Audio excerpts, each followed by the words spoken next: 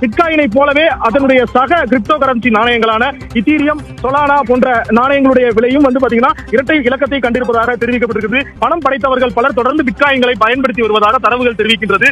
இந்த விலை உயர்வு இந்திய முதலீட்டாளர்கள் மத்தியில் மிகுந்த கவனத்தையும் ஏற்படுத்தி இருக்கிறது. ஆனந்தி, பிட்காயின் விலை வரலாறு காணாத உயர்வை கண்டிருக்கிறது. பாலிவுட்டில் இந்த விலை உயர்வு அப்படிங்கிறது சர்வதேச சந்தையில என்ன மாதிரியான தாக்கங்களை ஏற்படுத்தும்? இது ஒரு டிஜிட்டல் கரன்சி என நாம் தெரிவிக்கலாம்.